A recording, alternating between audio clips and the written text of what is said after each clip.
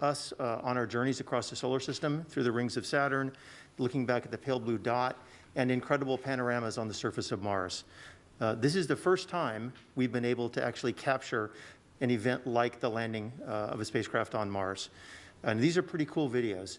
And we will learn something by looking at the performance of the vehicle in these videos, but a lot of it is also to bring you along on our journey, our touchdown to Mars, and of course, our surface mission as well. And these are really amazing videos.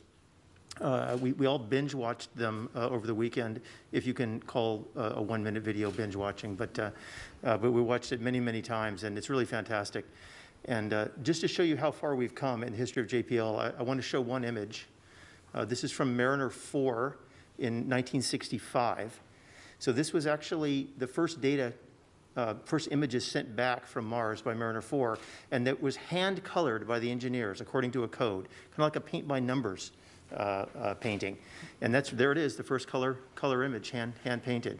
And so when you see these videos later, I think Dave Gruhl and Justin Mackey will be overjoyed that they didn't have to hand-color each one of these images. So my hat is off. It's a great press conference today. My hat is off to the team, for getting the rover to where we are and these fantastic images down. And to learn more about that team, let me introduce Matt Wallace. Thanks very much, Mike, and thanks for the nice words about the team. I'll try to be brief because I want to get to this video, and I know you do too. I just want to give you a little bit of background on how this whole thing started. My daughter is a gymnast. She's been a gymnast since she was a little kid, and when she was about, I guess, 11 years old, and the project was still in formulation, she asked me for one of those little sports cameras. And being the indulgent parent I am, I got her the sports camera, and she put it in the harness that it came with, and she put the harness on, and she did a backflip. And I don't know about you, but I cannot do a backflip. But when she showed me the video, and I watched that camera pan up to the ceiling, and then the room go upside down, and then somehow right itself as she landed on her feet. I felt for a moment that I had a glimpse into what it would be like if I could do a backflip. And that was the moment that inspired a phone call to my friend Dave Gruhl over here. And that's what led to this system, this entry, descent, and landing camera system. We call them the EDL cams that you're about to see the product of here just in a moment. Now, I don't know about you, but it is unlikely at this point in my career that I will pilot a spacecraft down to the surface of Mars. But when you see this imagery, I think you will feel like you are getting a glimpse into what it would be like to land successfully in Jezero crater with Perseverance. And so without any further delay, I'm going to turn it over to Dave, who'll describe the system, and we'll get to the video. Thanks. Great. Thanks, Matt. The idea of adding a ruggedized commercial off-the-shelf hardware onto a flagship spacecraft to do a nice-to-have function proved to be quite an interesting challenge that Matt handed over to us. Along the way, we encountered one, maybe two people who were a little bit skeptical of what we were trying to do. But thankfully, we had the full support of project leadership, all the individuals directly supporting the 2020 mission. We're super excited to help, and in the end, we were able to actually make it happen. Our EDL CAM team were guided by two requirements, if you will. The first one was that the entry, descent, and landing system, camera system, must do no harm to the flight vehicle. And that's especially important during EDL. This was our one critical requirement, and as you all saw last Thursday, that requirement was met. The second item is not so much of a requirement as it is a mantra, if you will. We get what we get, and we don't get upset. We wanted our EDL cam system to get onto the vehicle and return amazing imagery of the vehicle landing in Jezero crater on Mars. Like every other element on the Mars 2020 spacecraft, individuals worked really hard and went above and beyond to make sure that their piece of the spacecraft did what it was supposed to do and would be successful. But in the end, we knew that our entry, descent, and landing camera system, the mission could still be 100% successful if our camera system didn't work. And if we could even get just one image or one piece of information back during EDL, that we shouldn't get upset and we should be excited. So as you probably realize after last Friday's press conference, the EDL cam system successfully captured some amazing imagery of the vehicle's descent and landing on the surface of Mars. We collected a little over 30 gigabytes of information and over 23,000 images of the vehicle descending down to the surface of Mars. As a quick introduction, if I could have the first graphic, a reminder for some of you exactly what are the sensors that we included in the entry, descent, and landing camera system. There are 3 cameras that are located on the top of the vehicle on the back shell. Those cameras actually capture high rate, 75 frames a second imagery of the parachute inflating in the Martian atmosphere. Now, one of the cameras stopped operating coincident with the mortar fire when the parachute was deployed, and that's to be expected. It is a very high dynamic environment, but luckily the other 2 cameras continued to operate as expected and captured some amazing footage of the parachutes inflating in that Martian atmosphere. We put one camera on the bottom of the descent stage. That camera looked down on the rover as we lowered the rover on the bridles. The mobility system latched into position, and then the vehicle touched down onto the surface of Mars. We also installed 2 cameras onto the rover, one on the top of the vehicle looking up on the descent stage so the rover could actually see the descent stage, lower it down to the surface, and then ideally fly off into the distance after it had delivered Perseverance safely onto the surface. And then we also put a camera on the bottom of the rover, which actually looked down on the surface of Mars once the heat shield was dropped away, and that camera continued to capture imagery until the vehicle touched down on the surface of Mars. And then we also put a microphone on the port side of the rover. Now, unfortunately, I do have to say that we did not collect any audio during EDL, but please stay tuned a little bit later in this press conference because we do have some exciting information about the EDL cam microphone. So now the reaction to the EDL cam videos has been absolutely amazing around JPL. And we are super excited to actually share with all of you video imagery of Perseverance landing on the surface of Mars. Please roll the video. Starting the straighten up and fly right maneuver, where the spacecraft will jettison the entry balance masses in preparation for parachute deploy and to roll over to give the radar a better look at the ground. Indicate chute deploy. The navigation has confirmed that the parachute has deployed, and we are seeing significant deceleration in the velocity. Our current velocity is 440 meters per second at an altitude of about 12 kilometers from the surface of Mars. Heat shield set. Perseverance is now slowed to subsonic speeds, and the heat shield has been separated. This allows both the radar and the cameras to get their first look at the surface.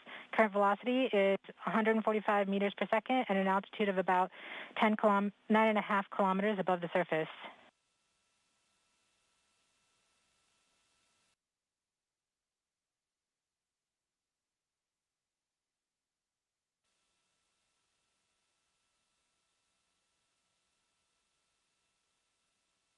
Nav filter converge. Velocity solution 3.3 meters per second. Altitude 7.4 kilometers. Now has radar lock on the ground. Current velocity is about 100 meters per second, 6.6 kilometers above the surface of Mars. Perseverance is continuing to descend on the parachute. We are coming up on the initialization of terrain relative navigation and subsequently the priming of the landing engines. Our current velocity is about 90 meters per second at an altitude of 4.2 kilometers. OVS valid. We have confirmation that the lander vision system has produced a valid solution and part of terrain relative navigation. Priming.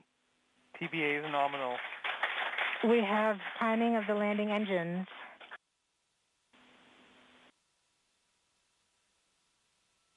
Back shell set. Current velocity is 83 meters per second at about 2.6 kilometers from the surface of Mars. We have confirmation that the back shell has separated. We are currently performing the divert maneuver. Current velocity is about 75 meters per second at an altitude of about a kilometer off the surface of Mars. TRN Safety Bravo. We have completed our terrain relative navigation. Current speed is about 30 meters per second, altitude of about 300 meters off the surface of Mars. We have started our constant velocity accordion, which means we are conducting the sky crane, about to conduct the sky crane maneuver. Sky crane maneuver has started, about 20 meters off the surface.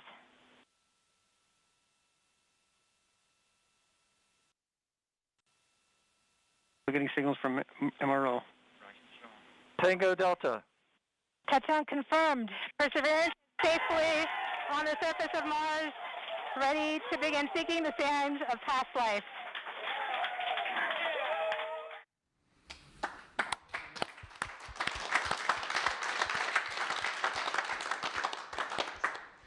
It gives me goosebumps every time I see it. Just amazing. I hope everybody kept their hands and arms inside the vehicle at all times while it was in motion. So I do need to say, I wouldn't be sitting at this podium, and you wouldn't have all seen that amazing imagery without a lot of support from an amazing team, both those who worked directly on the EDO CAM task as well as those who supported us across the project. I thank you for everything you've done to get us here today. Just an amazing, amazing accomplishment. So I'm going to turn over to Al. Al is going to be our color analyst. Doesn't have a telestrator, but he's going to actually walk through some of those videos in even more detail and actually show you some just incredible things that you can actually see once you look at those videos over and over. I'm not sure the color commentator is supposed to have as many chills as I do right now and every time I see these videos. But I wanted to add my thanks to the EDL camera team. I mean, these videos and these images are the stuff of our dreams. It's been what we've been dreaming about for years. So thank you so much. Let's see. As Dave mentioned, we'll try to walk through what we see a little bit. We won't take that much time because we could spend literally all day looking at these videos, and some of us have spent all the weekend looking at these videos. But we'll just try to show you some highlights of what we've been seeing and invite you all to continue to look for more things as we kind of see new things every time we look at these videos. So let's start with the parachute upload camera, and let me give you a quick warning to not blink because things go really fast here. You can see that you can get a sense really of how violent that parachute deploy and inflation are. The parachute pack, the parachute is packed so densely that the pack is basically the same density as oak, and it's about 150 pounds. It gets launched out of the spacecraft with a mortar, which is basically a cannon, with a muzzle velocity of around 100 miles an hour. And the spacecraft itself was going about 1,000 miles an hour at this point, going about 1.75 times the speed of sound. So just in case you blinked, let's show you that one more time. You can kind of see that in high speed and then or real time, and then we'll slow it down and take a look at the details. Okay, so let's try to walk through this a bit slower, this time at about quarter speed, and we'll pause at times to point out things we see. So let's start that rolling. Okay, here you can see the pack getting pushed out of there. You can kind of see the pack right in the middle as it's being pushed, and the parachute lid, which is right on top of it, it's kind of that circle to the left of the pack, was on top of the pack. It was there to protect the parachute during entry. It's got some thermal protection system material on it to keep the parachute nice and cool and protected. And the pack is used to push that lid right off the vehicle, given that cannon force. You can also see some of the other things that have popped off of that lid, which is kind of expected given how violent this launch really is. So let's move on from here. So we keep going out here. You can see the pack reach what we call line stretch. So that's as far as it's going to go. It's where the parachute's going to start inflating. That's about 150 feet behind the spacecraft, and it got there in just under 1 second. So this pack is really moving. That's pretty much, as the parachute starts to come out, you can see the pack is rotated about 90 degrees. That's pretty common. We've seen that in some of our testing here on Earth at high altitude as well. So let's keep going and take a look at the inflation.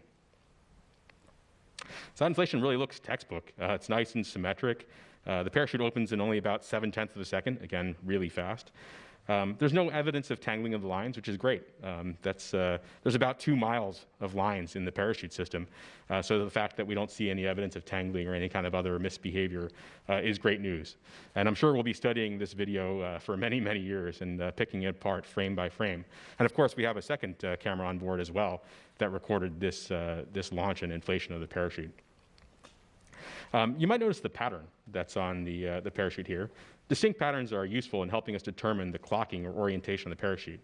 Also, the contrasting sections can be useful in tracking different positions of the parachute, different portions of the parachute as it inflates. So it's especially useful when we have multiple cameras, as we do here, and are trying to track features in the parachute inflating. In addition to enabling incredible science, we hope our efforts and our engineering can inspire others. Sometimes we leave messages in our work for others to find for that purpose. So we invite you all to give it a shot and show your work. Let's move on to the Rover downlook camera and take a look at that in a little bit more detail. So if we start that up, you can see the heat shield falling away very nicely and symmetrically. Pausing here, we can take a look at what we see on the heat shield. First, we see the medley components on the heat shield. You can see the electronics box and the gold wires that lead to all the various sensors that measured the aerodynamics and heating during the entry portion of flight.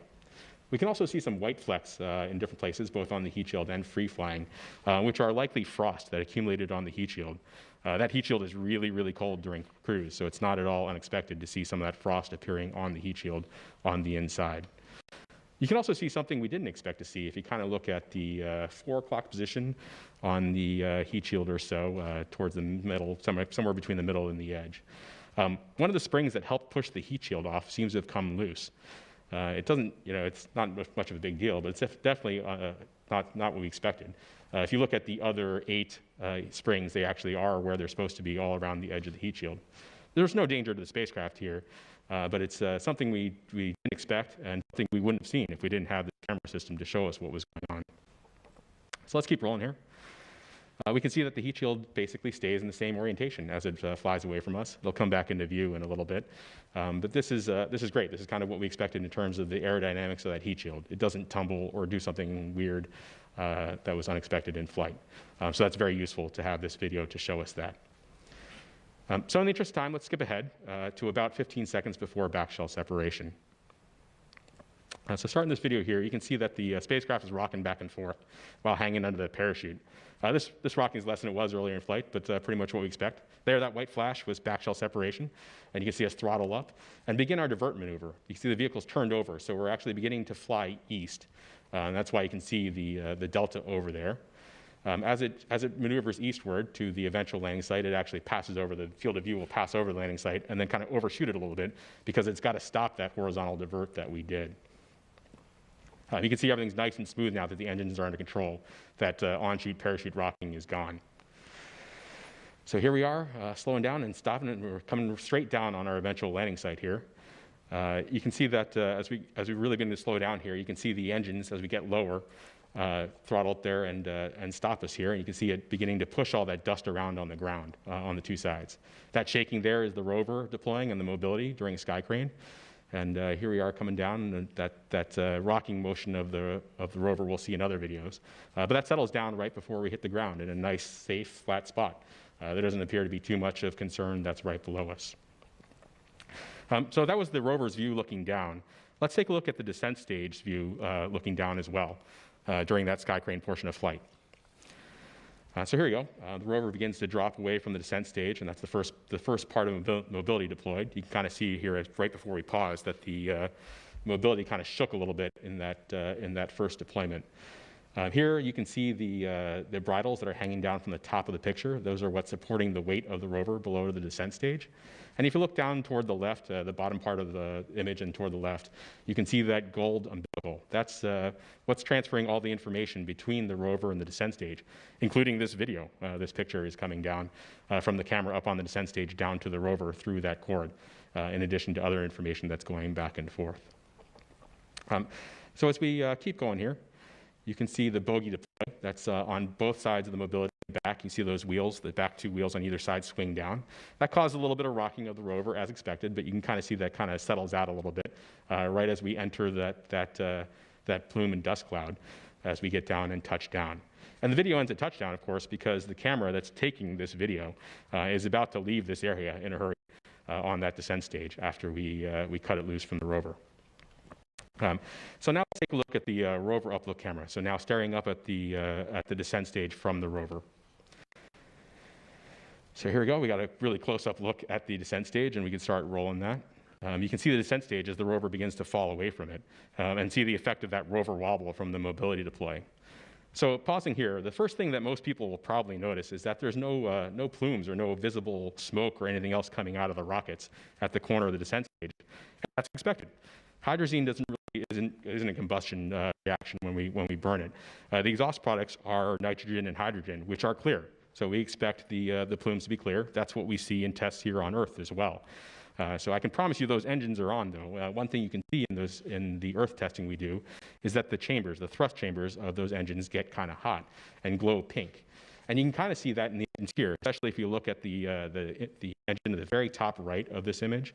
If you look closely right above the engine bell there on the thrust chamber, you can see little streaks of pink on there. And that's what's happening. As the engines have been on for a long time, they get really hot. And that heat shows up there in those pink stripes that we see. So take a look at that closely when you get a chance to look at the image in some detail. As with the previous videos, you can see the bridles that are supporting the weight of the rover there at the bottom now of this image, and that umbilical, again, transferring data back and forth between the descent stage and the rover. So let's keep going a little bit more. You'll see the image begin to wobble a little bit here. I can promise you it's not the descent stage wobbling, it's actually that rover tipping back and forth a little bit as we saw as the mobility deploys, both the first initial mobility deploy and then the bogies deploying. As we near touchdown, let's slow it down a bit and proceed in slow-mo here. So now we're watching about quarter speed. Things are getting pretty dusty here as we get down toward the bottom. Take a look here at the bottom left of this picture. You'll see actually the instant that we cut the descent stage away. And you'll see those bridles begin to get retracted up toward that descent stage as they're pulled up. And this is as planned. There they go. See as they got yanked up there right before. And then we'll see the descent stage begin to turn and ascend and head out toward the northwest with the umbilical dangling behind it. Since the rover was pointed almost directly to southeast, the descent stage chose to go toward the back. That's also to make sure, of course, that the engines don't plume the rover, that we don't damage the rover with that engine thrust. So we sent that descent stage off to the northwest, which Jessica will show you about in a little bit. So I can and have watched those videos for hours and keep seeing new stuff every time. So I invite you all to do that too. So now I'll turn it over to Justin, who will talk to you a little bit about the images we've been taking on the ground. All right, thank you, Al. I'm Justin Mackey. I'm the Mars 2020 Perseverance imaging scientist here, and I develop imaging systems at JPL. And when Dave asked me to help out with the EDL cam development about 6 years ago, I was really excited about it. I knew it would be challenging and interesting, and even possibly spectacular, but I had no idea that it would be this amazing, and we are so happy and proud, and I just want to thank Dave and Matt for just giving us the leadership and giving us the chance to do this. Like Matt and Dave and Jennifer and Rick and others on the project, I've actually worked on all 5 of the NASA rover missions, and as part of my job, I review images from Mars like every day. That's what I do. And when I saw these images come down, I have to say I was truly amazed. And I know it's been a tough year for everybody, and we're hoping that maybe these images will, help brighten people's day.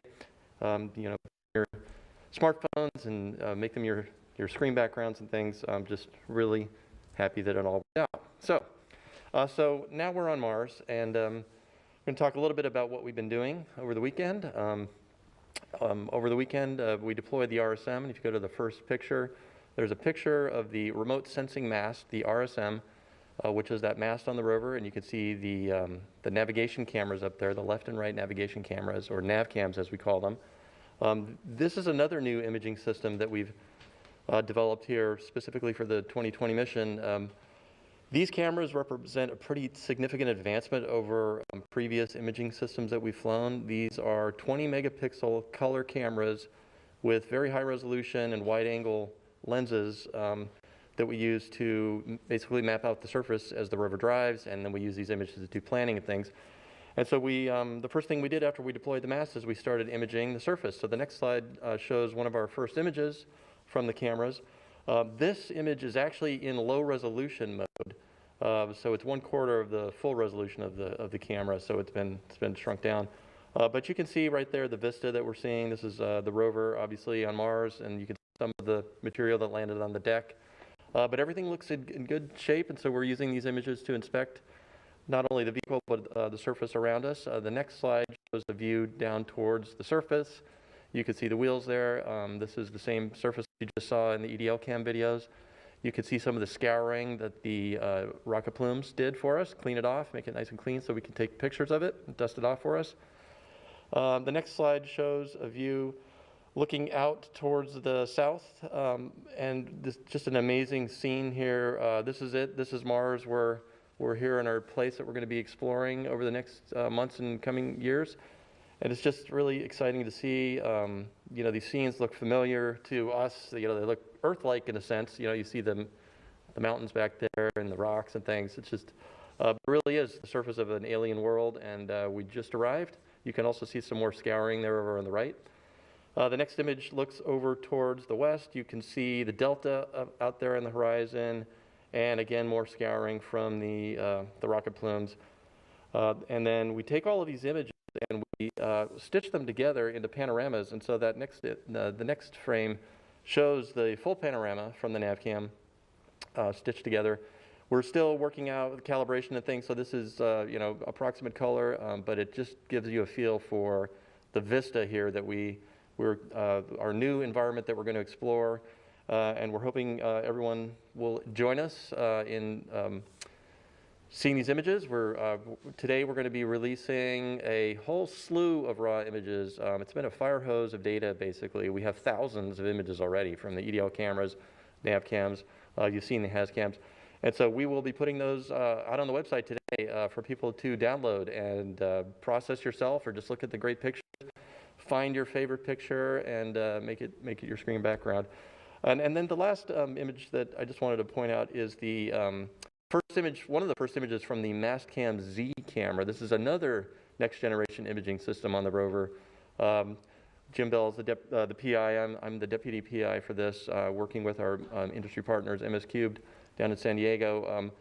This is just a fantastic imaging system. This is a preview of things to come. This system has a zoom lens on it. That's what the Z stands for.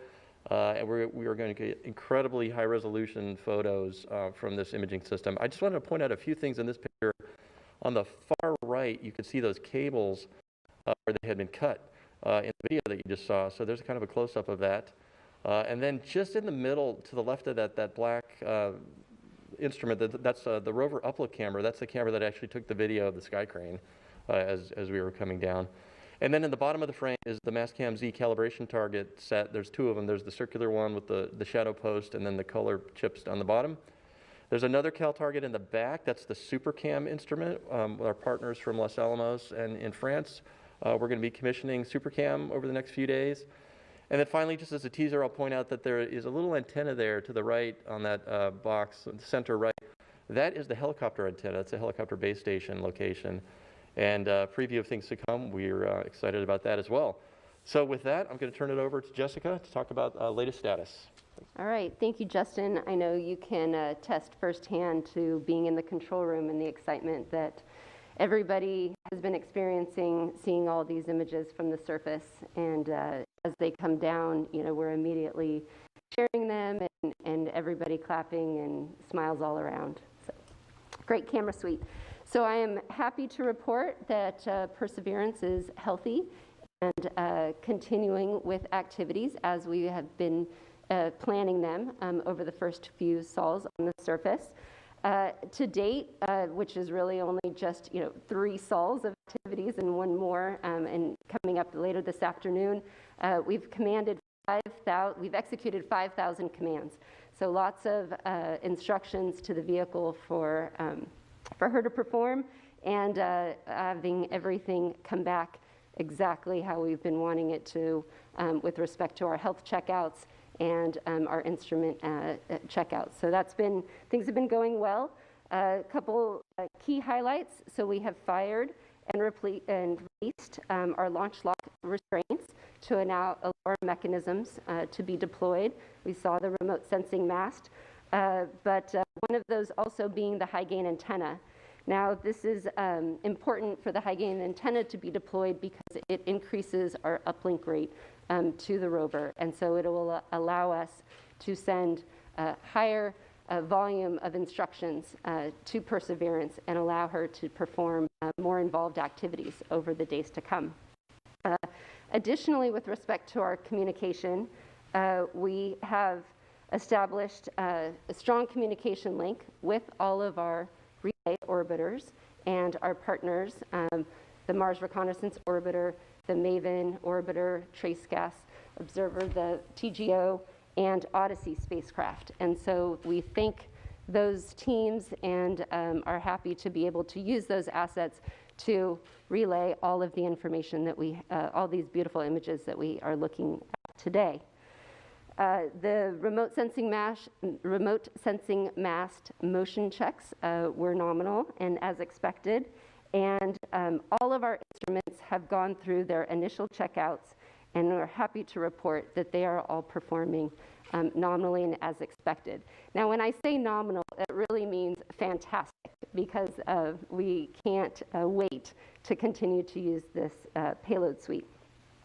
Our backup computer was turned on yesterday, and that was in preparation for our upcoming flight software transition, which we will be performing over the next few days. And the Ingenuity helicopter has also been checked out, and we have performed a battery charging event, which we will continue to perform over the weeks to come in preparation for that aspect of the mission.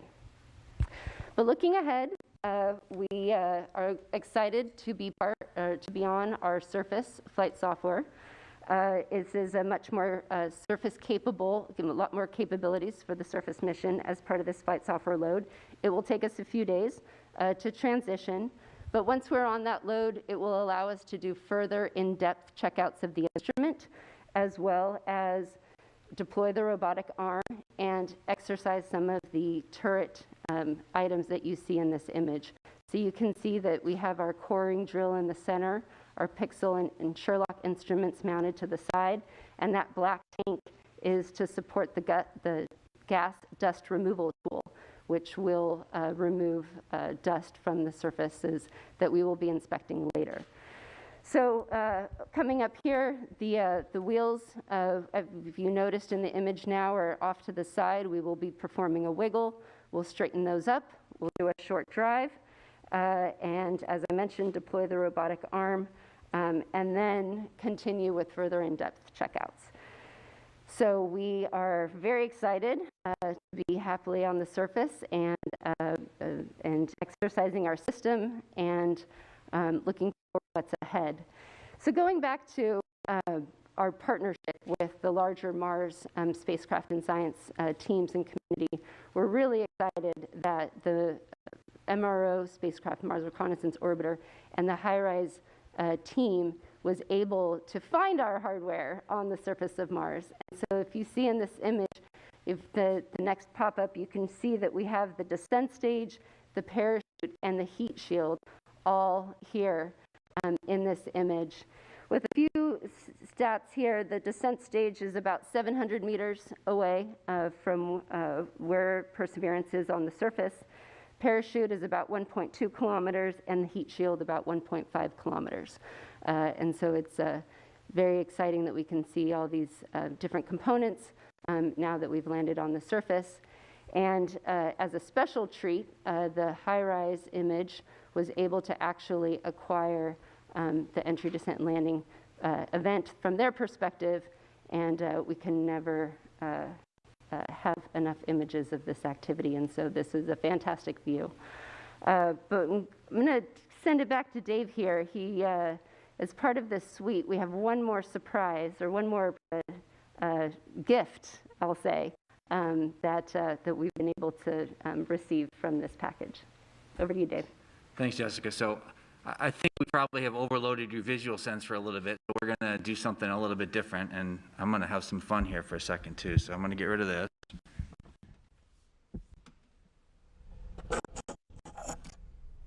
and I'm going to talk to you now with this. This is the microphone that was part of the EDO camera system. When the EDO cam system was first envisioned, it was set up as just a bunch of cameras to capture some amazing imagery on the surface of Mars. And about a year or so after it was first conceived, I got a phone call, another call from Matt. After talking to headquarters, asked the question, could we possibly put a microphone as part of our EDO camera system? So we worked with the team, we took a look, and sure enough, it was something that we could do. And so we started off that detailed design and identifying a microphone that would work for us and getting it onto the vehicle. About a year after this first started, I was giving a tour at JPL. And I happened to mention to the group that I was giving the tour to that the decision had come down and we were working to actually include a microphone onto the vehicle. And after the tour was done, a gal came up to me and she said some things to me that I won't forget anytime soon. She said, I'm super excited that you guys are going to try to put a microphone onto the rover and get it to the surface of Mars. And I was very appreciative. And I asked her afterwards, I said, I'm curious, why is it that this relates to you so much? And her response was that her sister was visually impaired. She was not able to see these images that we saw earlier or that we sent down in the past. And while she tries to describe them to her, she felt that she just can't quite capture that same sense of amazement that she gets when she gets them visually. And that by actually getting a microphone onto the surface of Mars, the hope was that she'd be able to experience things on Mars the same way that she was when she actually looked at them. And that stuck with me. We continued to work super hard to make sure that this microphone would work. And that's part of the reason we were disappointed why it didn't work when we actually went and did our entry, descent, and landing sequence. I wish I had actually captured that individual's name. I would love to reach out to her now and say, we've done it. I hope your sister is enjoying it. Because what I'm going to show you in a second, or what you're going to hear in a second, is actually the first sounds being recorded from the surface of Mars. So there are two microphones on the Perseverance vehicle. There's this microphone here, which is part of the entry, descent, and landing system. And there's a second microphone that is on the SuperCam instrument. And we're counting on both of these instruments, recording some absolutely amazing sounds from the surface of Mars. So with that, I invite you now to, if you would like to close your eyes and just imagine yourself sitting on the surface of Mars and listening to the surroundings. If I could have the first one, please.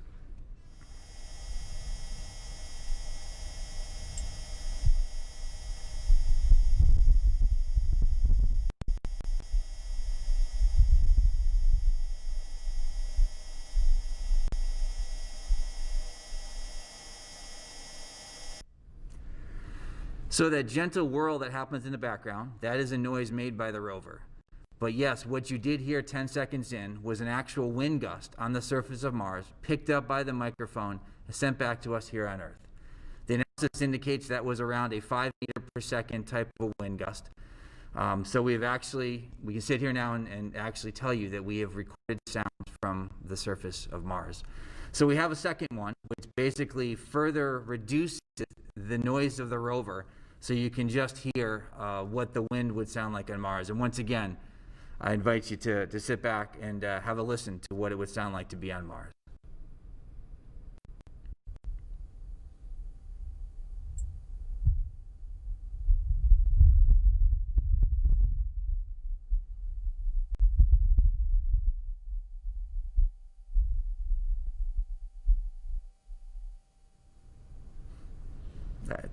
It's cool. It's really neat, overwhelming, if you will. I can't remember what I was going to go and say next.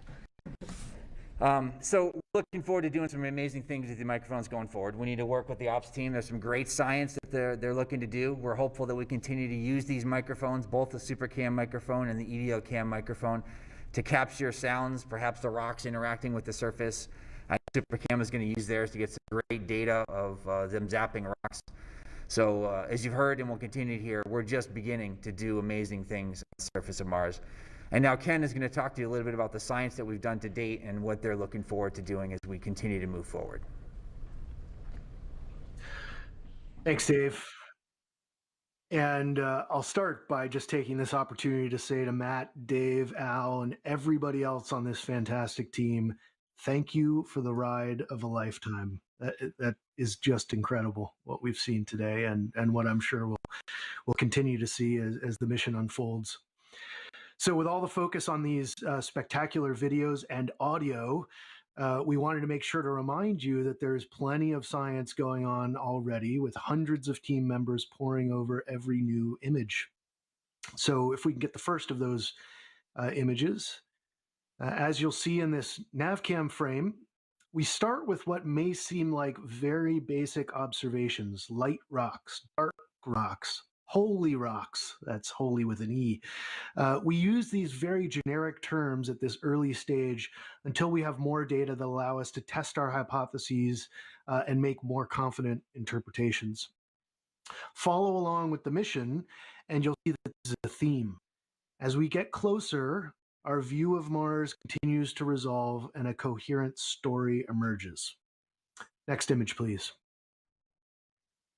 Finally, I just want to briefly point out that we are finding real science value in these EDLCam videos.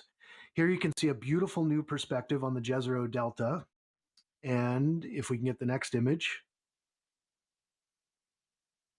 also a new perspective on some of the beautiful stratigraphy around our landing site, which is up near on the far right side of this image.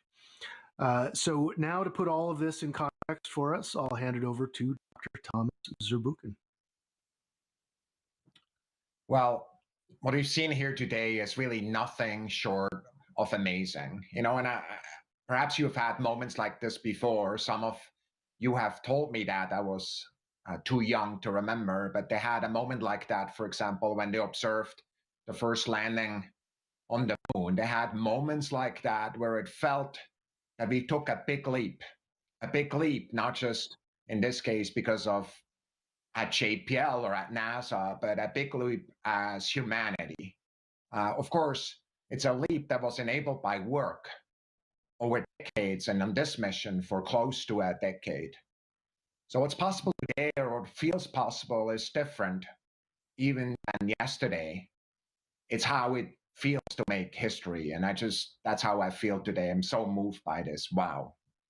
The video of Perseverance descent and landing, and the amazing panorama, and the first wide landscape shot of Jezero Crater, seen with human eyes, and the first Martian sounds are the closest you can get to landing on Mars without putting on a pressure suit. That video, I believe, should become mandatory viewing for young people who not only want to explore other worlds and build spacecraft to take them there, but also want to be part of diverse teams achieving all the audacious goals of our future. At the center of that is a team, and I'll ask for the next image. You should know, I met this team. I see me there in a dark suit next to Dr. Laurie Glaze, the Planetary Division Director, and Al, he just talked to you, is on his knee in there, and that's the entry, descent, and landing team. And we met him just hours before that historic landing. And I love this picture because, of course, the event today demonstrates that the human aspect of exploration. And that is, of course, every reason for what we can do at NASA, and also why we do things. The video and audio images here provided to us are from the surface of Mars, and sometimes we forget as we look at that. Well, Rover shouldn't get all the fun. We want to make sure that all of us on Earth see and feel what it's like to be on Mars and explore other worlds. I'm so excited for the more than 1 million students who joined the Mars Student Challenge, and the many more across the world who will be inspired by these images released today and even yesterday. Their journey is also just the beginning. Just imagine Perseverance sitting on a hill, recording the next Martian landing with a cargo that is basically a rocket, and then the first from another world with samples bound for Earth that are collected by Perseverance now in the near future. Imagine follow the entry, descent, and landing of the first human crew on the planetary surface sometimes in the future. These future historic events, which I'm confident will happen, will be enabled by women and men working in diverse teams. Imagine the goals we can achieve together. So what is possible? Sometimes to address that question, it's good to look back and think where we've come from, just like my friend Mike did earlier. We've been on a journey, both as a human race for quite a while now, and I don't want to show this next image of Sojourner of the Pathfinder mission, which was designed for 7 souls or Martian days or so, maybe 30, ultimately lasted for 85 Earth days in 1997. I remember that really distinctly. A true Pathfinder indeed. It weighed 23 pounds and returned a surprising amount of data back to Earth and a surprising amount of science for many scientists, I must say. Some people didn't expect quite that much, and that's what happens sometimes too when you innovate, just like we've seen here. We've grown from that seed. Now Perseverance is the size of a small car, and it's ready for us for the next shine leaps. And here's a picture that we're putting up that is one of the many pictures that we're releasing. And of course, it's a picture, one of my absolute favorites, and that's a picture of the sample caching system on there, because it's that sample caching system that will connect this mission to the samples that will bring back to Earth and other historic feed we're working on. This system is on the surface of Mars now. I remember distinctly looking at it before we packed it up from JPL and moved it over. Then, of course, launched it from the top of a rocket. This, my friends, is one of the indelible moments in NASA's history where what we can see and what we can learn and what we can hope for in the future and the extraordinary emotions that makes it feel all of us coming together. That human element will fuel our future at Mars, which is bright indeed. And it will fuel the dreams of a new generation that will return to Mars and also study the samples that we will eventually bring home. I'm so grateful to this team and literally the thousands, both at JPL and within the US and around the world, to all of you who have engaged in this mission. As has been noted, the raw image pipeline is opening up. Please go take a look at these data and play with them, especially those of you, the children and the youth that have signed up to our educational campaign. What can you find in these pictures? And who's going to compose the first piece of music with actual Mars sound? Mike, Matt, Jennifer, Al, many of you leaders, I could not be more proud of both you and your team. On behalf of our entire NASA leadership team, a heartfelt and a proud thanks to you. For the record, Matt, I'm so glad for your idea about these cameras. We will learn a lot from that, much more than we ever expected. And of course, this is just a start. For the surface team, the real work starts now to evaluate the surrounding and start a plan and our trajectory across Jezero Crater. It's a big team and there are lots of discussions, but that's science in action. Stay with us. There is much more amazement to come. Back to you, Raquel. Thank you, Thomas. And we'll now move on to your questions. Remember, if you are a member of the media on the phone line, you can press *1 to get into the queue. If you're on social media, you can tag questions with the hashtag Countdown to Mars. Now, starting on the phone line is Bill Harwood from CBS News. Yeah, hi.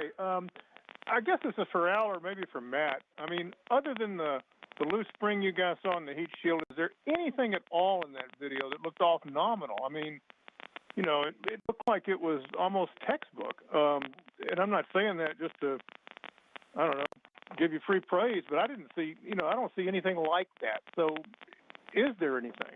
Thanks. I can take that one. We've been poring over those videos and looking for anything that could be wrong, and also looking at the rest of the data. And we did have a pretty clean run through entry, descent, and landing. There are a couple of bits of the parachute lid that came off. Some of that was expected. In fact, we knew that there was some risk of that as well.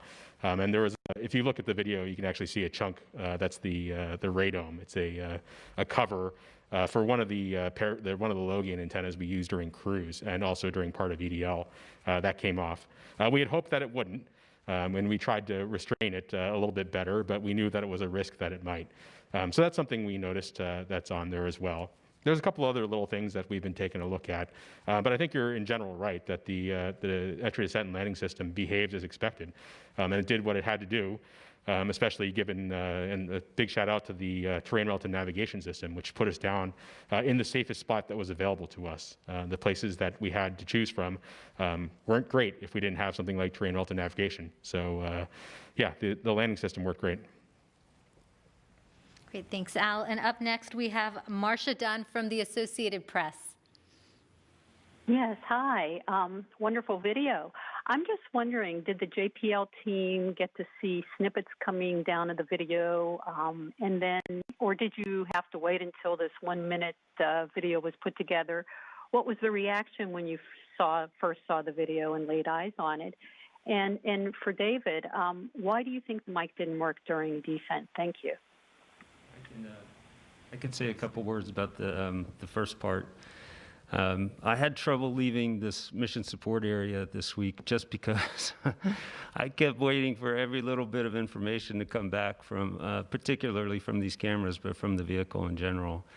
And I can tell you, every time we got something, people were overjoyed, giddy. They were like kids, you know, in a candy store. You know, we'd get a thumbnail, which literally is just a really low-res, blobby-looking thing of one of those videos that came down first, and we'd just be falling on the floor excited with what we were seeing, and that's before even the high-res came. You know, there's a lot of people that have contributed to this entry, descent, and landing system. Our chief engineer, Adam Stelzner, happens to be here in the studio. He was kind of the father of the sky crane system. This started 15 years ago for him. He and his team have never seen this system operate before, not even on the Earth, because we can't test it on the Earth. So this is the first time we've had a chance as engineers to actually see what we designed. And I just can't, it's hard for me to express just how emotional it was and how exciting it was for everybody as we got this information down. I'll turn it over to Dave to say a couple words. Hey, Dave, before you say that, can I just chime in on the first image? This is Justin. I will say, when we get these first images from any of these imaging systems, the test images never look as good as the real thing. It's not even close. In fact, it's very hard to simulate a lot of these things, especially these, you know, sky cranes and things. And so the images that we normally see during test programs are, you know, there's always like a ladder in the background, or the lighting's never quite right, or there's a car. In the case of the EDL cams, we had these big targets out in parking lots, and we were dodging cars to try to do our tests and things. And so that moment that you get these images from Mars, it's just kind of an electric feeling where it just all just snaps into place, and you get these pictures that are just like perfectly, you know, they're pictures of Mars that you can never simulate here on Earth. And I think that we all experience that, especially after we go through months and months of testing, and the images don't really look that great. And, you know, people get skeptical, like, are these cameras really that great? Because, you know, that looks like a garage or something. So it's just amazing to get these pictures, and I think we all feel that way, because we're all seeing pictures of insides of labs and everything, and they're never that great. But it's amazing to get these photos from Mars. Okay. Yeah, I'll give you my take. So Thursday evening and Friday, when the data started to come down and we kind of realized what we had, I was sitting at home and my phone started to go off, and I was getting FaceTimes from people who were in the MSA, and what was happening was that they were starting to show them on the monitors that we have hanging on the wall, and people were turning their phones around and saying, "Gruli, you got to see this reaction," and people were just jumping up and down and giddy and ecstatic, and it was a great feeling. I mean, from where I was sitting, I not only was excited to see these videos and what we had captured, it was also the fact that a lot of people had put in a lot of effort in to make this system work. And to actually reward that effort and to pay it back and get this excitement going, it made me super happy. I was glad to see that all the hard work, all the dedication had come in, and that everyone was just excited about not only what we had captured, but also what this mission could do going forward. So, it was a great feeling. It was a feeling I won't forget for quite some time.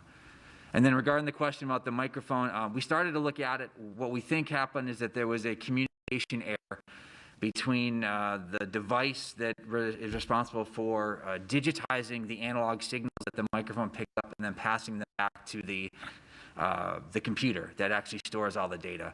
We're not exactly sure why it happened. It could have been a fact that it was just so much data streaming into the system. We tested it, but you know, obviously everything's a little bit different on Mars than we actually have here on the ground. So we were pretty quickly able to determine we didn't think there was a hardware issue with the microphone, which is why we were able to approach the project and get their concurrence to try to turn the microphone on then on that Sol 2 boundary. It's just unfortunate that that error happened during the EDL, and we just weren't able to record any of the data that we generated during the sequence. All right, thanks. And up next, we have Chris Davenport from the Washington Post. Hi, thanks for taking the time and for showing us. I really appreciate it. I wonder if you could talk a little bit about the cameras that were used to record the video. I understand they were specially designed, maybe by a commercial company called FLIR Systems. Just curious to know, like, what goes into, you know, designing a camera to sustain the Gs, the blast of the thrusters, everything that it's got to go through to capture that images. Thanks.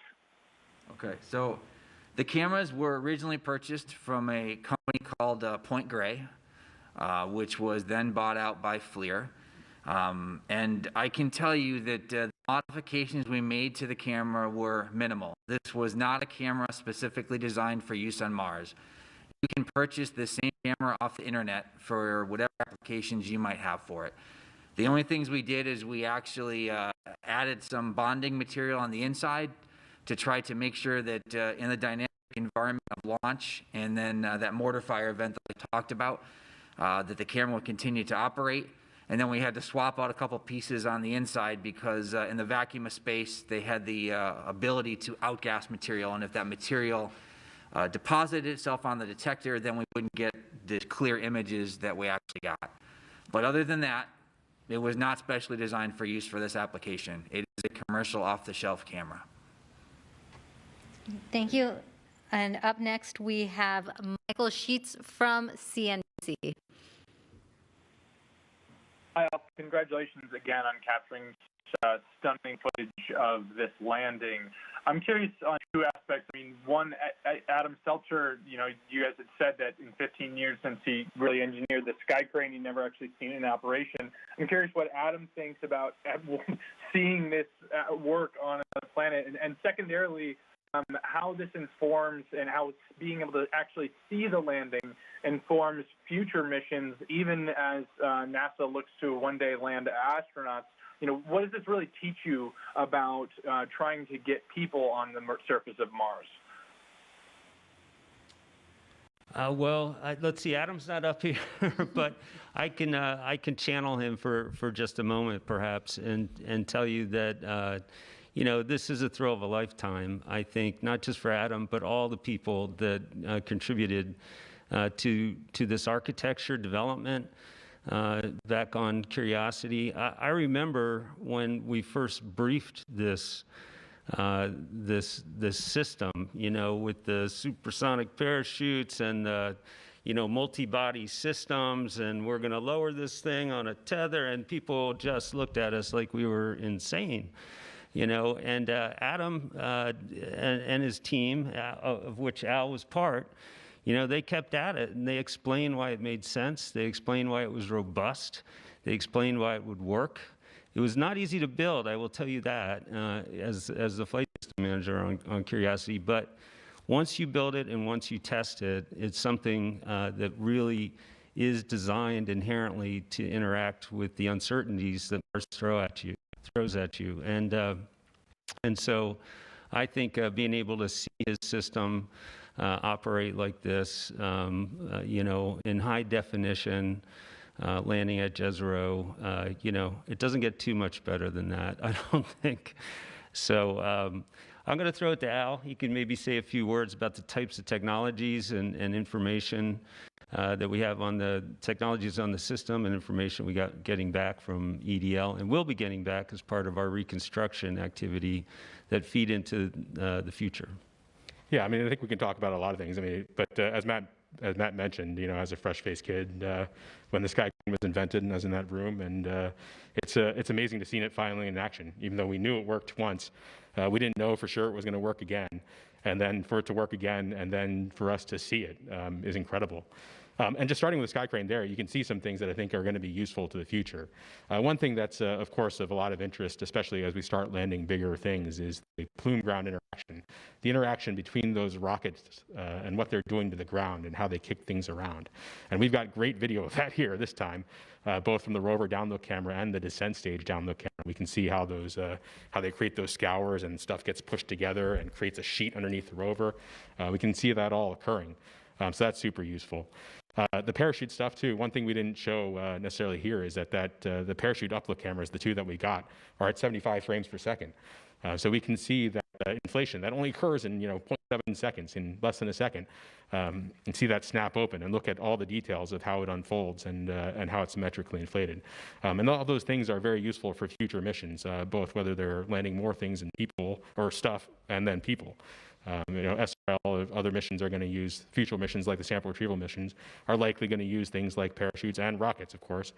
So we're very interested in seeing how those cameras and what we see in those camera images can teach us about how those systems are actually performing and make our systems more robust in the future. Thanks, Al and Matt. Up next, we have Ken Chang from the New York Times. Hi, thank you. I was wondering if you can give me a few more details about how the data came back. So it was 30 gigabytes that was collected. How much has come back, and what was the data rate that you were able to send them information back? Thank you. Maybe Jessica can... So I can say that as part of our commissioning activity, we actually walk the data rate up over the course of our different overflights with the orbiters. And so we start with a lower rate, 2,000, 8,000, and then we increase that into an adaptive data rate with the orbiter, in which we can continue to go many megabits, 2 meg, 8 meg, and then much further beyond that over the course. The total volume that I don't have off the top of my head, and so maybe, I don't know if that's something that Dave or we can provide for you later. Justin, do you have how many images we got back? Yeah, we counted. So we counted yesterday that we're releasing today. There was about 4,500 that we've gotten so far that we're pushing out to the web today. And I will mention that when the orbiters fly overhead, the compasses typically return, let's say, 500 to 900 megabits per pass. And we've had, I don't know, well, we've had a lot of them now, like 5 or 10 of them.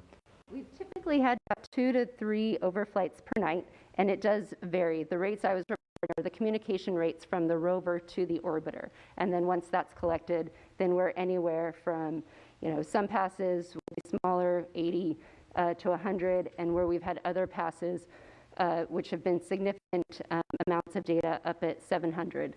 And so it is variable per orbiter and per orientation. Yeah. And I want to add one more thing I wanted to mention about the camera technology and then this data. We haven't mentioned it, but in addition to use commercial cameras, we're using a commercial computer, an Intel-based PC that's running Linux, open source. So it's the first open source, at least that I know of, open source Linux box running on the surface of Mars. It's actually inside the rover. It's quite compact. And so there's the Linux operating system.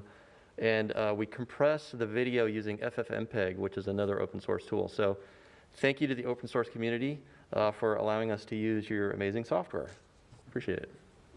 I just very briefly, I just want to note, as Jessica said, you saw some of the terrific imagery from the Mars Reconnaissance Orbiter. We've been getting fantastic support from the orbiter community, not just MRO for both that imagery and the comms, but also from MAVEN, which is a Goddard spacecraft, from Odyssey, one of our older orbiters, and for the ESA European Trace Gas Orbiter as well. Some of the biggest data volume passes we've had brought back a lot of this imagery came from our partners in Europe. And so thank you all to them.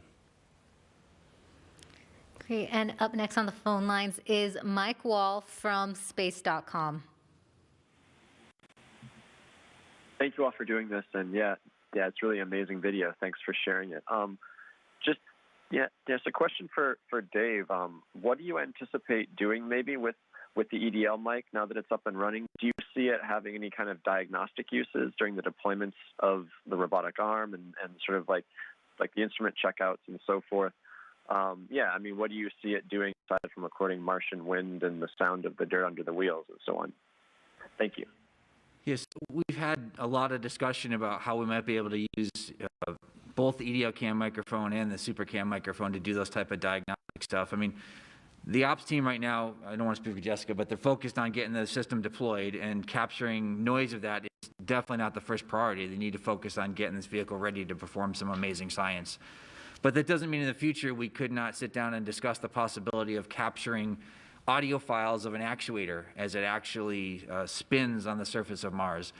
The noise is an incredible thing that engineers can use to basically detect the health of moving systems, gears and actuators and things like that. And so if we get a snapshot of a actuator today, and you can compare over time, do another snapshot, another audio file of that actuator in the future, compare the two and see if there's anything that can be learned in terms of the health of that device.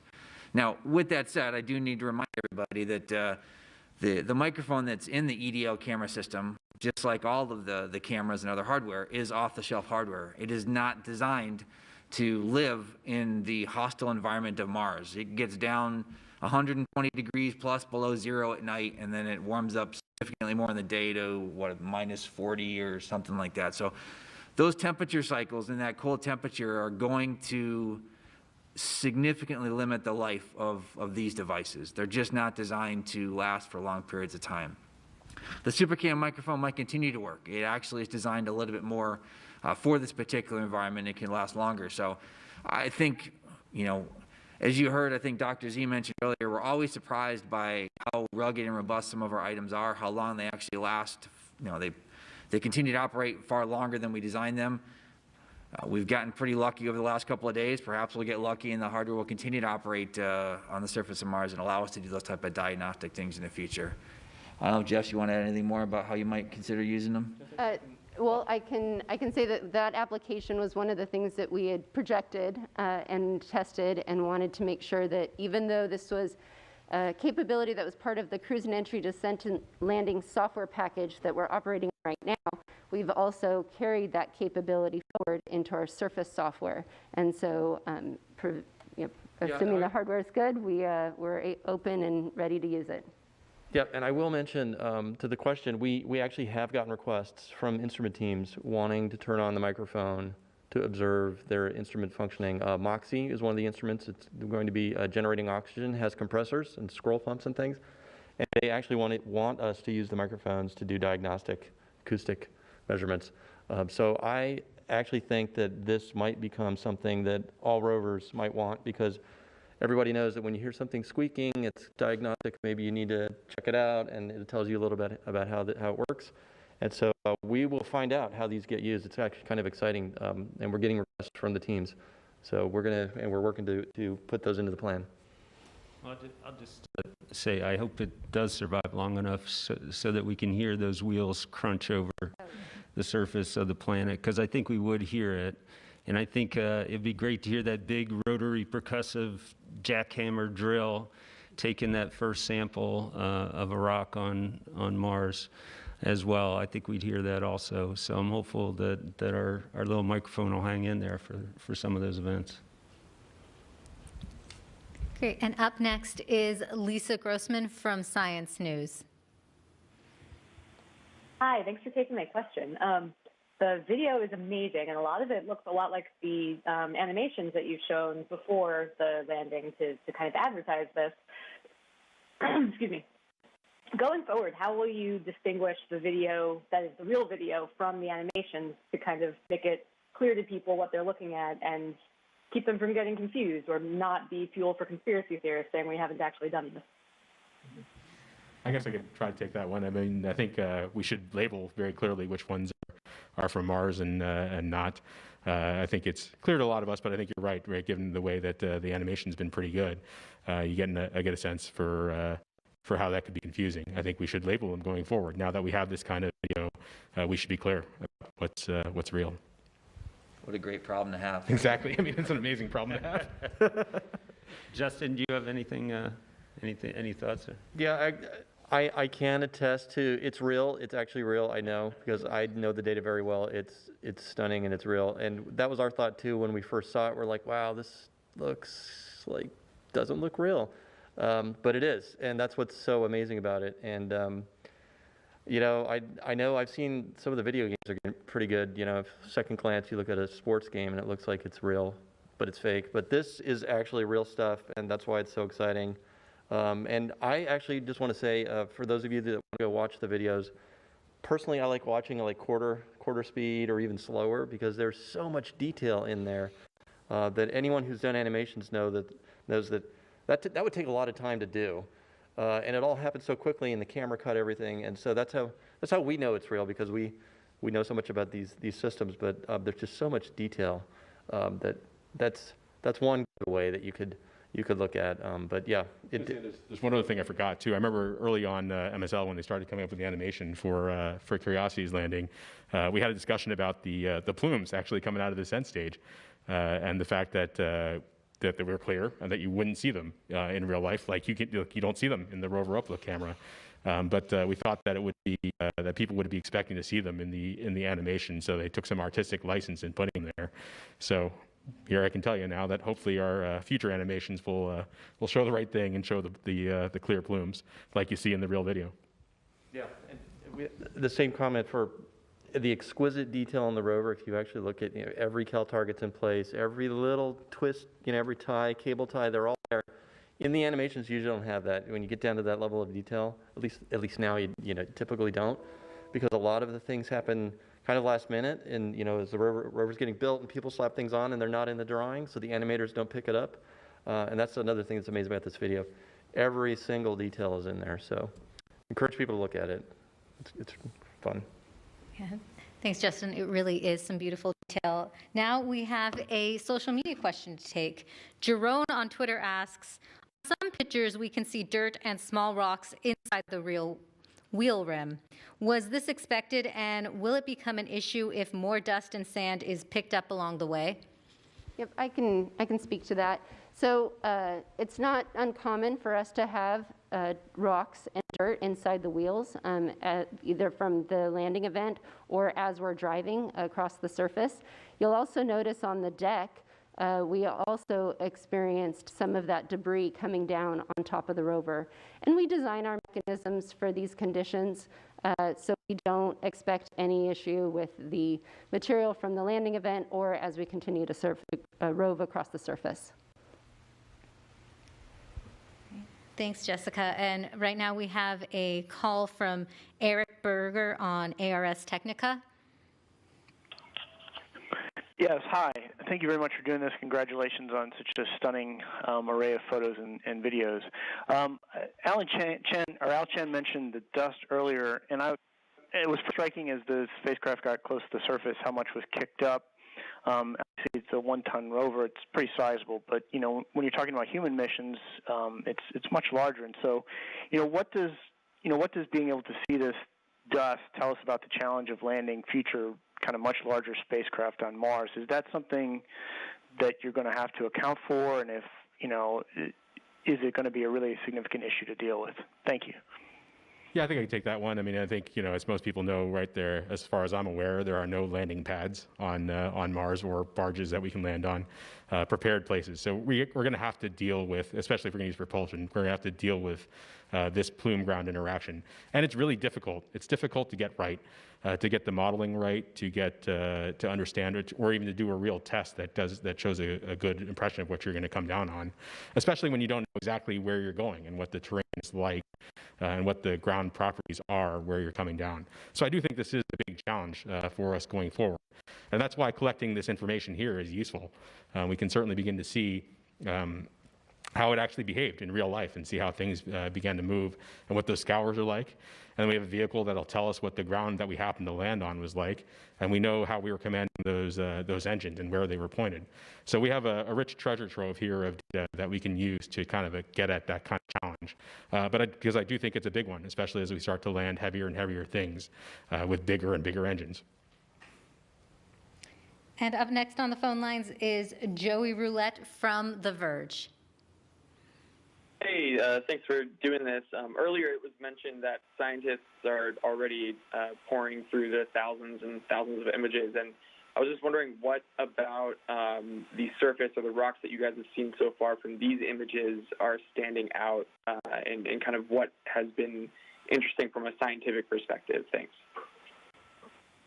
Ken, Ken's there? Yeah. Okay, Ken. Sure. So you can go online and see that image that was put up during my little bit there. But we're noticing basically the different colors that we see and textures and tones. And so one thing that's striking to me, standing out to me and some of us, is that a lot of the rocks that are labeled as light rocks seem to have a rough texture, whereas some of the darker rocks further afield that are higher standing, more like large boulders, seem to be smoother. That can mean something about the grain size and the potentially the composition of the rocks themselves. One of the things we're noting as the resolution gets better is that these light rocks closer to the foreground may actually be kind of dark on the inside, and that the light tone we see may be largely due to dust covering, and where the rocks stand up a bit higher and have less dust, they tend to appear dark. So a lot of, new patterns are emerging. And then, of course, one of the most exciting and interesting things are these, what we call the holy rocks, that are, in some cases right under our wheels, and these smaller cobbles that are right around the rover. I didn't mention, but one of the possibilities for those holes is that they are what we would call vesicles, which would be due to gas escape from a volcanic rock. We're not calling them vesicles at this point because it's important for us to stay open to the different possible interpretations and not get locked in yet on limited data. But if they are volcanic rocks, that is enormously important to us, because it potentially provides an opportunity to get a really nice radiometric age or an absolute date if a sample like that comes back to Earth. But then again, if you go back to images from many previous Mars missions, rovers and otherwise, you'll see that wind abrasion can cause those sorts of holes in all different types of rocks. So just a few of the thoughts that are emerging, and then of course we're starting to get views of the Delta Front now, which just have us, on cloud nine, looking at some of the targets further afield that we're excited to explore. Great. Thanks, Ken. We have another phone line question. Mark Zastro from Astronomy Magazine. Hi. Thanks for taking my question. I guess this is a question for Al. And I was just wondering if you could speak to the performance of the landing vision system, if you've gotten a chance to dive into that, how the range figure and terrain relative navigation really performed, and just sort of what it was thinking, how it was making its decisions as it descended. And then when you look at its performance and its accuracy, how do you judge it? And can you see that improvement over Curiosity? Yeah, that'd be great. I was really hoping for a chance to speak to that a little bit, actually. The Lander's Vision System, as part of the Terrain Relative Navigation System, really did great. In fact, here's some stats, right? Based on the targeted, well, we took many images on the way down. We got tons of landmarks. We were very able to match up what we saw with our onboard map. It was almost perfect, better than many of our field tests or even simulations. So we got a very good lock on where we were. And in fact, when you combine that with our safe target selection and where we flew to, we only missed the targeted pixel by about 5 meters. So we were aiming for a particular spot on the planet once it had decided what was reachable and what the safest spot was. And given how well the lander vision system performed and our system in flying us there, we only missed by 5 meters. So that was really great. I mean, I think we've really showed that this system can do what we wanted it to do in helping us figure out where to go and go to a safe spot. Great, thanks, Al. We have so many questions coming in that we are going to keep the phone lines open for a little while longer. Remember to press *1 to get in our queue. For now, I'm going to take a social media question from Bob on Twitter, who asks, how does the processing power of the onboard computer compare to a great smartphone? Matt, do you want to take that one? Yeah, sure. That's a good question. You know, in the space business, we have to build things that we know are gonna work. And space is a pretty hostile environment, and the surface of Mars is even worse with the temperature swings, which we were talking about. You know, you need systems that are capable of dealing with the radiation and the temperatures and really perform with very high reliability. So as a result of that, we have a tendency to use systems that have been around for a while, that are well shaken out. And on Perseverance, we're using the same computer that we used on Curiosity, in large part because we know it worked and we wanted to have that successful flight heritage that we had from the previous mission. So this is a computer that, you know, you would have found 15 or maybe even 20 years ago that we're flying. Having said that, these EDL cameras, which we were just talking about, are off the shelf, you know, state-of-the-art, new technology. It is always a thrill for us when we have the opportunity, like we did in this particular application, to bring that kind of technology into our systems. It's a very powerful way to multiply our functionality and our capability. And so this was a great example of being able to use new technology. So I don't know if that's an exact answer to the question, but in short, that's you know, that's a summary. Great, thank you, Matt. And Thomas, we actually have a question for you coming in. Hayden, an 11-year-old from Ireland on Twitter, asks, what advice would you give to a budding planetary scientist in working towards maybe being part of the mission that will bring back samples to Earth in the future? Well, I'm so glad for that question. I think about that a lot. And the advice I would give is, first of all, that's exactly the right time to get into that career. For Hayden, that now there could not be a better time to join that career. Even if you started 10 years earlier, or, you know, in 10 years, now is the time to start that. The advice I would give is, look, go really start playing with data right away. Kind of, I mean, yes, go to school. You know, the teachers that are there are your best allies going forward. You know, that eventually probably you'll be perhaps at the university or at an advanced school, but go to school, do that. But the other thing I want to just give you advice on, Hayden, is, you know, we're putting all these data out. Be your own researcher, learn how to do that, kind of go play with it. That's what research is so much about, and find others who are just excited as you are. And I'm sure soon enough we'll have you on our teams in the future. That's some great advice. Thank you, Thomas. And up next we have on the phone lines Alexandra Witz from Nature magazine. Great, thanks very much. I'm not quite sure who to address this to, but I wanted to ask about InSight and whether InSight had heard Perseverance landing. So I'm not sure anybody up here has the latest information. Do you, Al? Have you heard anything new? Just heard from other folks on the team. I'm not sure if this is official or not, but that they hadn't seen much yet. I think we'd have to check, to be honest, to be sure we get the right answer. So. Great, thank you. And then another phone line question from Jackie Goddard from the Times of London. Hello, congratulations everyone.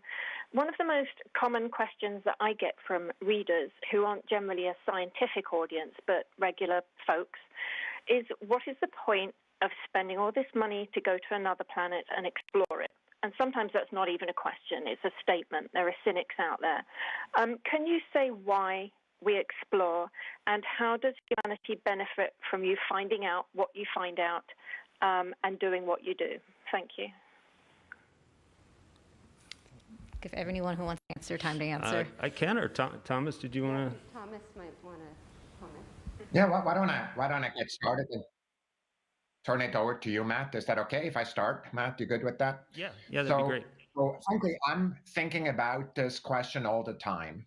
Why do we explore? And of course, when we do that at NASA, I just want to let everybody know that if you look at how much money we're spending on each planet and the exploration of each planet, of course, the majority, the money the planet we're spending most money on, of course, is the Earth, the place where we live, where our friends live, where our history is, and where our future is going to be. And so we're not confused about the importance, and just as excited about the amazing future of what exploration is going forward. Exploration for us, though, is broader than just what is useful right now. And the reason we're so convinced that that is important is, first of all, the questions that have driven humanity, important questions, truly historic questions, in so many ways are what we're really about. Addressing those is what we're really about as humans. We want to be sure, as we look at our contributions of our generations, that we really move forward what we know, and how also really affect how we think about ourselves. And that so often comes through research. There's a second reason, though. It's truly secondary, but I'm going to mention it anyway. So often, and surprisingly, the results and the technologies that we're building for the very questions that are really driven by fundamental science questions are extremely useful. And I just want to remind you that perhaps today, whoever asked that question is driving around in a car with a GPS system built for an entirely different purpose and looked at the weather forecast, which of course was not anticipated when in fact we built the first Earth satellite. So yes, we want to focus on the immediate needs today, and it's really important, but it's so critical for us as a species to look forward and explore. Matthew? Thanks, Thomas. I think you said it really well. You know, I've been landing things on Mars now for 25 plus years. And so I've had a chance to go out and talk to a lot of different people. And it's not unusual when somebody asks this question. And I used to, have a long list of reasons. And there are a good long list of reasons. But fundamentally, I've come to the conclusion that in some ways it's kind of a moot question, because how can we not explore? It's just who we are. It's what we are. It's in our DNA. You couldn't stop us as a species from exploring, I don't think. I think it's part of the reason why we're, at the top of the food chain, is because we're curious, because we want to go to places we haven't been. We want to answer questions we don't know the answer to. Sometimes we want to find the questions we don't even know need to be asked. It's just part of who we are, and it opens new horizons, new frontiers. It inspires us. It inspires kids, and as Thomas mentioned, all the academic programs that are paying attention here, science to technology, that we bring to the table, that's important for us, and I think that's the best I can do to answer that question. There's a lot of reasons. All right. We can move on now to another call from Matt Kaplan from Planetary Radio. Hi, everyone. Congratulations from not just me, but all of the Planetary Society. I've been texting with our boss, Bill Nye, the science guy, who has been watching everything along with us. And here's part of his reaction. Oh, my, this is astonishing, dare mighty things. But here's my question for Ken Williford. Ken, getting these first images and video from so much closer to the surface of Mars than we have from the orbiters, in spite of the great job that they're capable of, does this start to make you think about the potential of doing this on a regular basis from balloons or, oh, let's say, a helicopter? Well, sure. Almost everything I'm thinking about right now is potential. I guess I've compared it, to several people who have asked me how I'm feeling. What's it like? And the closest thing I can compare it to is, I would say, the birth of my daughter. Where the cruise phase that's about 8 months long, is like that 9-month period where you're just waiting and you're just hoping everything goes right, and then she's born. In this case, we're on the surface, and it's real, and the potential is astounding. I mean, I was just Katie Stack and I were just texting last night as we got some new images down, and we're just we're so excited, like kids, just looking at every picture and seeing so many new things and having so many new ideas and new questions are appearing, and the potential of it all is what strikes me more than anything. We have so far to go, so much to learn, and I just couldn't be more grateful to have made this transition from all the years of hard work and stress and wondering, is it going to work out? How's it going to work out? To now, when we actually get to do this thing, it's amazing. Great. Thanks, Ken. And up next, we have Irene Klotz from Aviation Week. Thanks. Just looking ahead a bit, what's been this is probably for Jessica. Have you made any progress homing in on a site for the helicopter flight demos? And if so, about how far from the Perseverance landing site are those? So the team has started to evaluate and is using the images that we've received from entry, descent, landing, as well as now these images that we've acquired over the last couple sols. We are fortunate to have landed in a potential spot for that, but the team is still evaluating and is looking forward to additional imaging from the 360-degree panorama from the Mastcam Z, as well as future data that's to come down. So we have not locked in a site yet.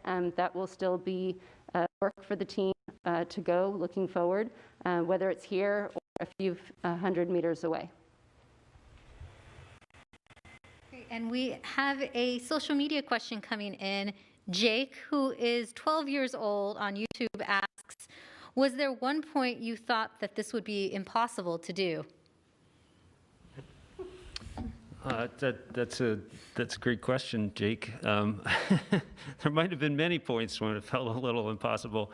I'll give you my one moment, and then the other folks may want to add in. And that's last March when the COVID pandemic struck. We had just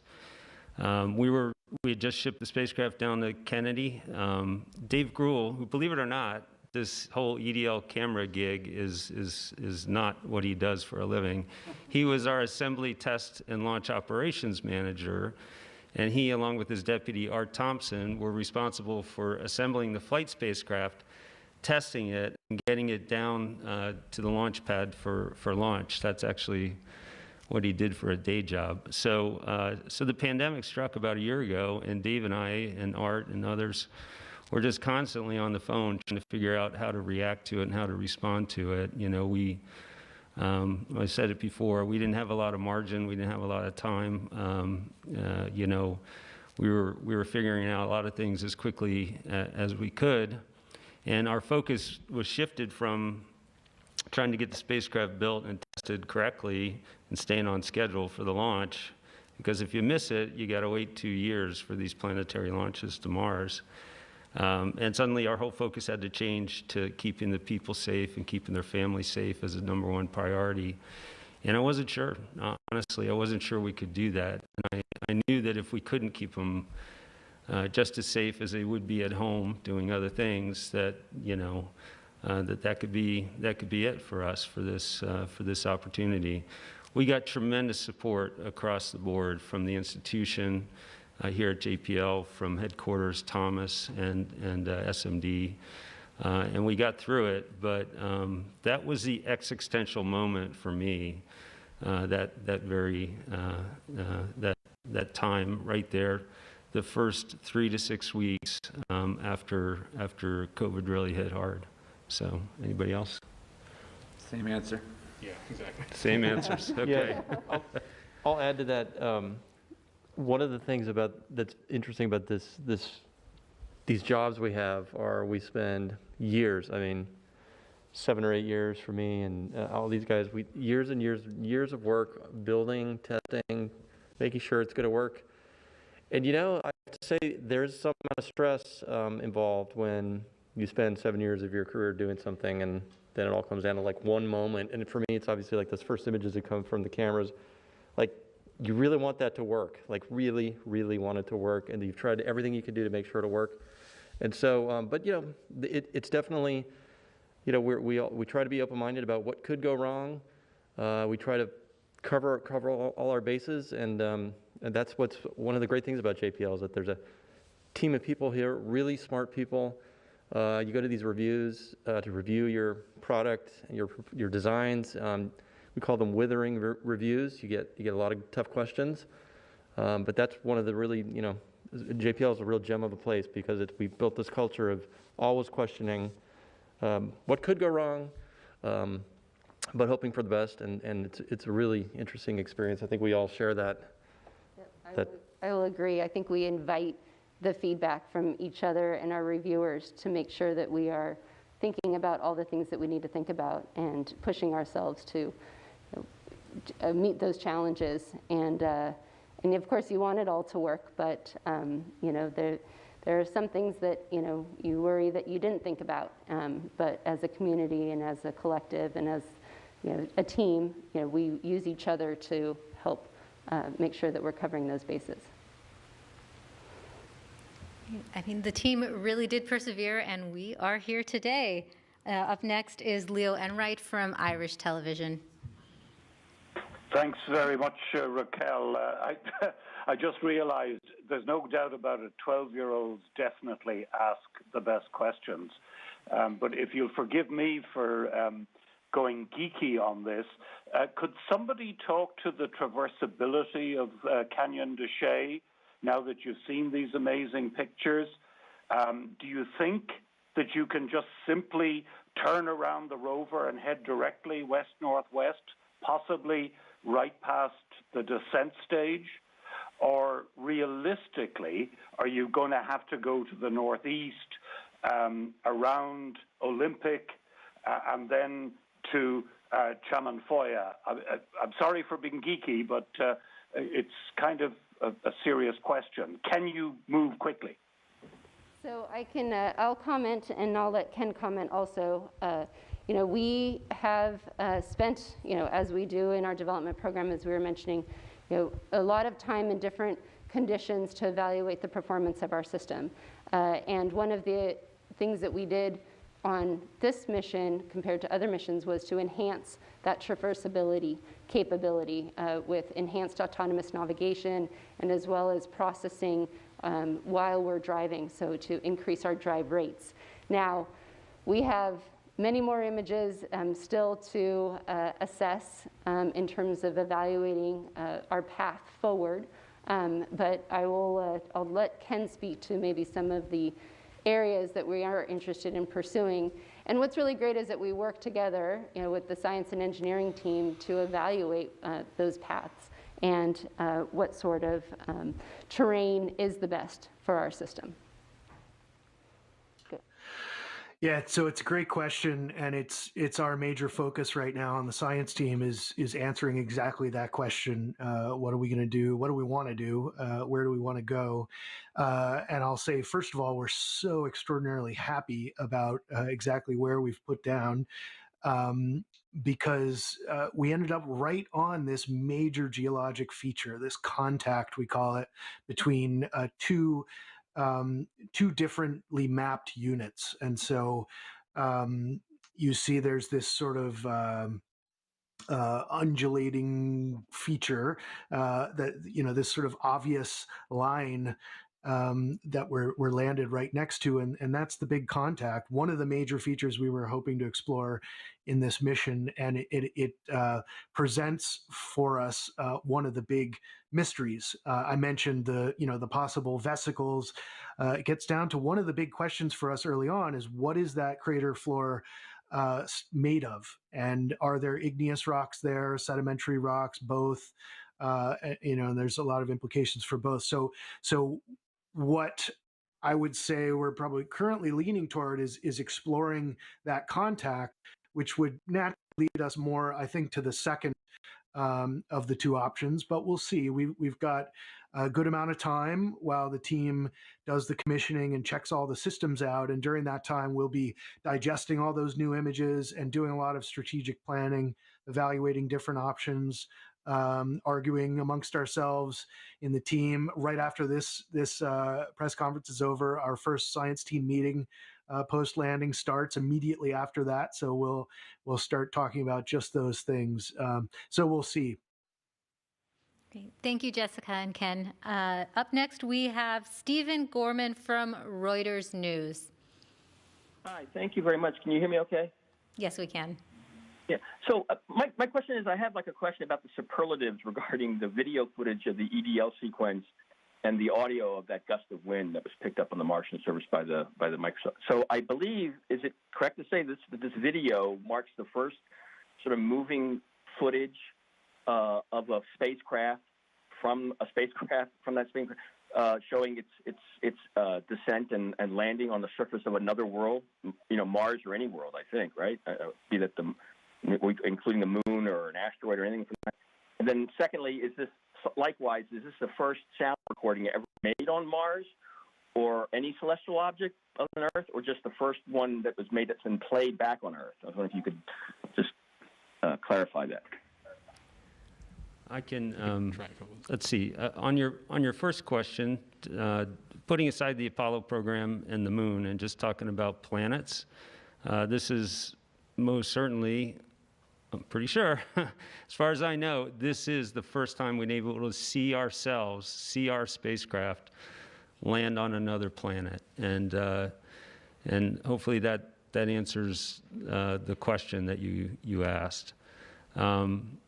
As far as sound, I'm not sure anybody else has any more information, but again, as to the best of my knowledge, this is the first planetary sound that's been recorded. So, yeah, go ahead, Justin. I can add to that. In terms of sound, the InSight lander has a seismometer on it, and they did measure seismic signals that were acoustically driven and then rendered that as audio. So that could be potentially another one. But in terms of imaging and doing video, MSL did have a descent imager that did video, 3.5 frames per second, so it was a little slower. And that was the Marte instrument. We've also done time-lapse of deployments of things on InSight. We deployed a seismometer and we do time-lapse video. Mars Pathfinder, we did time-lapse video of the rover driving down onto the surface. But then again, it's time-lapse, so seconds in between frames. So you've probably seen those. They're all out on the internet, the rover movies. I worked on that as a postdoc, actually. But this is definitely the best video of any of them. So I think we can at least say that pretty definitively. It's a whole nother level of capabilities that we now have. So that's Great. Well, that is all the time we have for questions today. Thank you so much to our panelists. We unfortunately can't answer all the media questions on there. For those with additional questions, please call JPL's Digital News and Media Office. Our social media team will continue to answer questions online, and we have a Reddit AMA with Perseverance team members starting at 1 p.m. Pacific time today. Now, to see the raw images of Mars, visit mars.nasa.gov/mars2020/multimedia/raw-images. For more updates on the mission, visit nasa.gov/perseverance and mars.nasa.gov/perseverance. And you can also follow us on social media using @NASA Persevere. I'm Raquel Villanueva. Thanks for watching.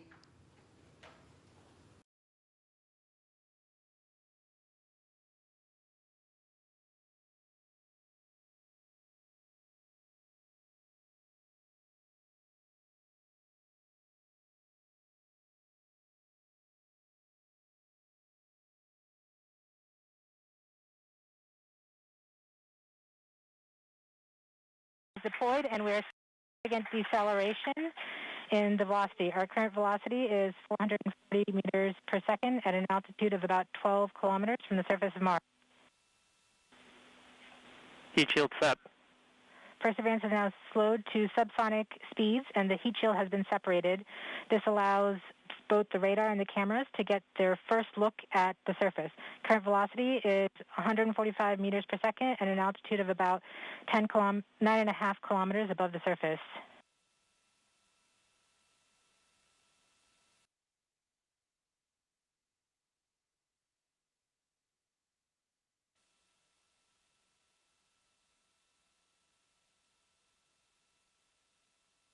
Nav filter converge. Velocity solution 3.3 meters per second.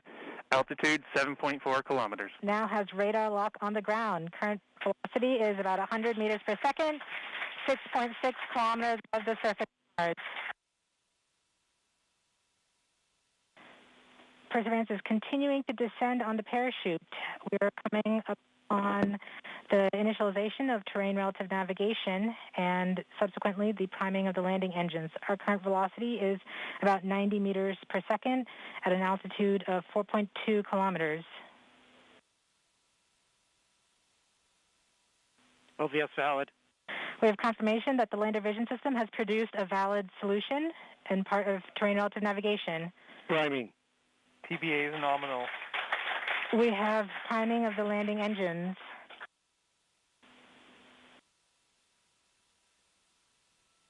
Back shell set. Current velocity is 83 meters per second at about 2.6 kilometers from the surface of Mars. We have confirmation that the back shell has separated.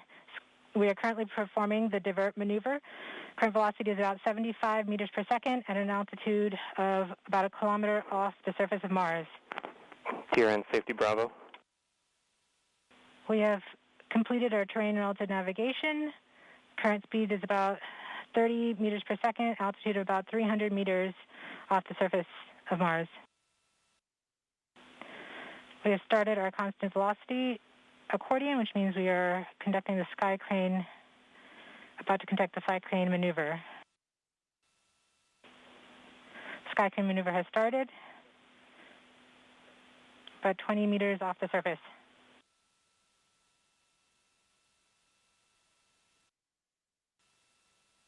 We're getting signals from MRO. Tango Delta. Touchdown confirmed. Perseverance safely on the surface of Mars, ready to begin seeking the sands of past life.